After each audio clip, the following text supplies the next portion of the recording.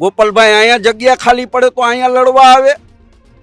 ગોપાલ ઇટાલિયા કોંગ્રેસને પતાવવા માટે હવે ત્રણ લડાઈ છે, ભાજપ, કોંગ્રેસ ને આમ આદમી પાર્ટી. ભાજપ અને કોંગ્રેસની જ્યાં જગ્યા ખાલી પડે ત્યાં લડી લેવું છે.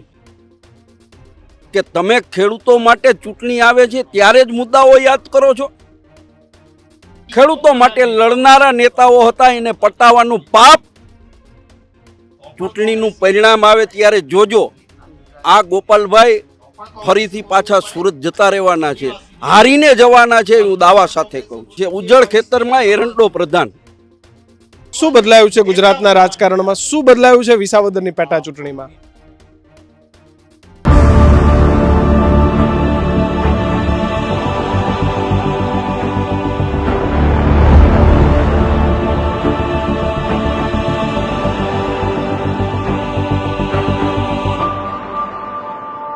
નમસ્કાર, સતત વિસાવદરનો પ્રવાસ કરી રહ્યા છીએ.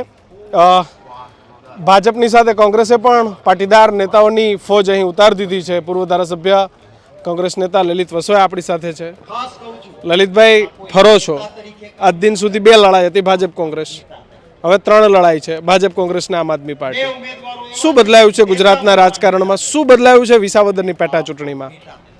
જો પહેલી વાત તો કિશન આપને કહું કે લડાઈ બે જ છે, ભાજપ અને કોંગ્રેસની. આમ આદમી પાર્ટી ભાજપની બી ટીમ થઈ અને કોંગ્રેસને પતાવવા માટે આ વિસ્તારની અંદર કે આખા સૌરાષ્ટ્રની અંદર ચૂંટણી લડી રહી છે.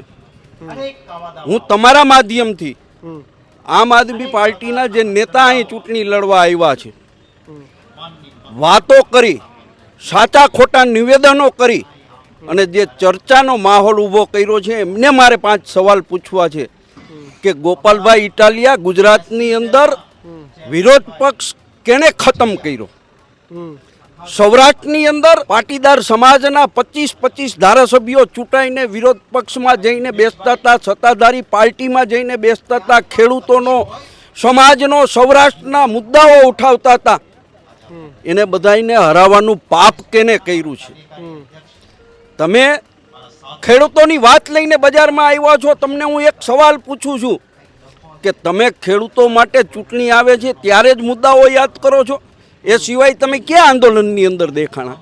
કોંગ્રેસ પાર્ટીના નેતા તરીકે અમે સૌએ વિધાનસભાની અંદર, વિધાનસભાની બહાર ખેડૂતોના પ્રશ્નો માટે લડાઈ કરી છે.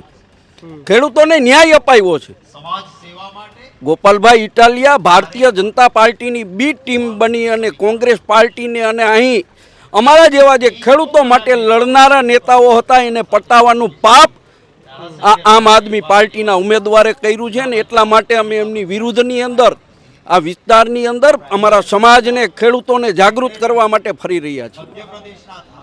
કેમ એવું કહો છો કે અમારા 25 પટેલોનું રાજકારણ પૂરું? કેવી રીતે રાજકારણ પૂરું કર્યું? ભારતીય જનતા પાર્ટીના ઈશારા ઉપર કિશનભાઈ દરેક જગ્યાએ આમ આદમી પાર્ટીના ઉમેદવારો ઉભા રહ્યા અને આમ આદમી પાર્ટીએ અમારા મતો કાપવાનું કામ કર્યું અને એને કારણે અમે હાર્યા છીએ. ભારતીય જનતા પાર્ટીની સીધી લડાઈની અંદર હું આપને કહું કે સૌરાષ્ટ્રની અંદર આજની તારીખમાં ખેડૂતો ભારતીય જનતા પાર્ટીથી નારાજ છે, પરંતુ ભારતીય જનતા પાર્ટીના વિરોધના જે મતો છે એનું વિભાજન કરવાનું પાપ જો કોઈએ કર્યું હોય સૌરાષ્ટ્રની અંદર, ગુજરાતની અંદર, તો એ આમ આદમી પાર્ટીએ કર્યું છે. લલિતભાઈ, તમે અહીંયા બધે ફરો છો, બધું જોઉં છો, માહોલ તમે આખો જોઈ રહ્યા છો. શું લાગે છે કોંગ્રેસમાં શું ખૂટે છે અત્યારે? કોંગ્રેસ પાર્ટીની બહુ મોડો ઉમેદવાર ડિક્લેર કર્યો છે અને ભાજપનો ઉમેદવાર પણ મોડો છે. ઉજ્જળ ખેતરમાં એરંડો પ્રધાન. ગોપાલ ઇટાલિયા સોશિયલ મીડિયાના માધ્યમથી 80 દિવસ પહેલાથી આ વિસ્તારની અંદર ફર્યા છે અને પોતે જ વન સાઇડ છે એવો સોશિયલ મીડિયાની અંદર માહોલ ઊભો કર્યો છે. ગ્રાઉન્ડ લેવલ ઉપર જુદી હકીકત છે. કોંગ્રેસ પાર્ટીમાં કાંઈ નથી ખૂટતું. હજી 10 દિવસનો સમય છે.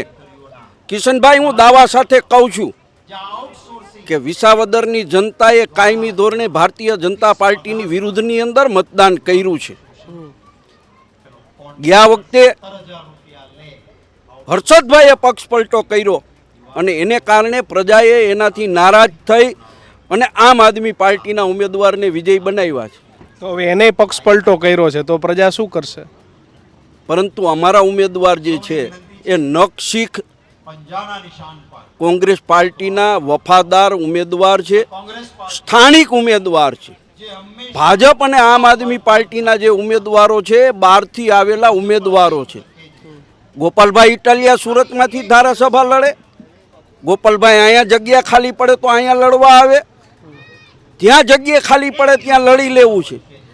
એનું કારણ શું લલિતભાઈ, મને એને સમજાણો. અહીંયા લડવા આવવાનું કારણ શું? સમાજ ફેક્ટર? બાકી તો કડીમાં તો ના લડી શકે, પણ વાવ ખાલી પડી હતી. અહીંયા લડવા આવવાનું કારણ શું ગોપાલ ઇટાલિયા? સમાજ સમજુ સમાજ છે. ભૂતકાળનો તમે વિસાવદરનો દાખલો લ્યો, કેશુભાઈ પટેલના ચિરંજીવી ભાઈ શ્રી ભરતભાઈ ને પણ અહીંની જનતાએ પાઠ ભણાવ્યો છે. માહોલ સોશિયલ મીડિયાની અંદર બનાવવાથી ચૂંટણી નથી જીતાતી. વિસાવદર ભેસાણના મતદારો હોશિયાર છે, જાગૃત મતદારો છે. તમે ચૂંટણીનું પરિણામ આવે ત્યારે જોજો, આ ગોપાલભાઈ ફરીથી પાછા સુરત જતા રહેવાના છે, હારીને જવાના છે, હું દાવા સાથે કહું છું. તો જીતશે કોણ? એ હારીને જશે. કોંગ્રેસ પાર્ટી જીતશે. કોંગ્રેસ પાર્ટીના સૌ કાર્યકર્તાઓ કમર કસી રહ્યા છે અને મતદારોને જે વાસ્તવિક પરિસ્થિતિ છે, વાસ્તવિક પરિસ્થિતિ સમજાણી છે. મતદારો બહુ સ્પષ્ટપણે સમજે છે કે એકલા હાથે આ ભાઈથી કાંઈ થઈ એમ નથી. કોંગ્રેસ પાર્ટીમાં આખા સૌરાષ્ટ્રની અંદર પરેશભાઈ ધાનાણી હોય, પ્રતાપ દુધાત હોય, વિરજી ઠુમર હોય, લલિત વસોયા હોય, લલિત કગથરા હોય, ઘણા લોકો ખેડૂતો માટે, સમાજ માટે લડ્યા છે. ત્યારે કાંઈ સમાજ આંધળો નથી. સમાજ તમને સાથ આપશે 100% પાટીદાર સમાજ. અને અહીં વિસાવદરના ખેડૂતો, 18 વર્ણના ખેડૂતો બહુ સ્પષ્ટપણે સમજે છે કે આખા ગુજરાતની અંદર જો ખેડૂતોનો સૌથી વધારેમાં વધારે ચૂંટણી ન હોવા છતાં પણ અવાજ ઉઠાવતી હોય, ખેડૂતો માટે લડતી હોય તો એ કોંગ્રેસ પાર્ટી છે. પણ તમને બી ટીમ ગણાવે છે ગોપાલ ઇટાલિયા અને આમ આદમી પાર્ટી, કે કોંગ્રેસ જ બી ટીમ છે ભાજપની? કોંગ્રેસ પાર્ટી વર્ષોથી ગુજરાતમાં છે, બહુ જૂની પાર્ટી છે. અને મારે આપની મીડિયા સામે જાજુ વિસ્તૃત વાત કરું તો દિલ્હીની અંદર, હરિયાણાની અંદર, પંજાબની અંદર શું કર્યું?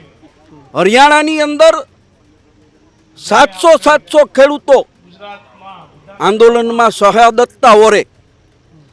કેજરીવાલને ચૂંટણી પહેલા જામીન મળે એ ભારતીય જનતા પાર્ટીના ઈશારે મળે. અને આખાએ હરિયાણાની અંદર આમ આદમી પાર્ટી ઉમેદવાર ઊભા રાખે ભાજપને જીતાડવા માટે. આ દેશની પ્રજાએ જોયું છે, દિવાલ ઉપર લખેલી વાત હતી કે હરિયાણાની અંદર કોંગ્રેસ જીતે, ખેડૂતો જીતે. પરંતુ ત્યાં ભારતીય જનતા પાર્ટીને, ખેડૂત વિરોધી પાર્ટીને સત્તા સ્થાને બેહાડવામાં સૌથી વધુમાં વધુ જો કોઈએ રોલ ભજવો હોય, ભૂમિકા ભજવી હોય તો એ આમ આદમી પાર્ટીએ ભજવી છે. બિલકુલ લલિતભાઈ, અમારી સાથે જોડાવા બદલ આપનો ખૂબ ખૂબ આભાર. તો આમ આદમી પાર્ટી એ ફરી સુરત જતી રહેવાની છે, ગોપાલ ઇટાલિયા સુરત જતા રહેશે એવી વાત લલિત વસોયા કરી રહ્યા છે. જો કે તો સમય બતાવશે કે કોણ વિસાવદરમાં રહે છે અને કોણ સુરત જાય છે.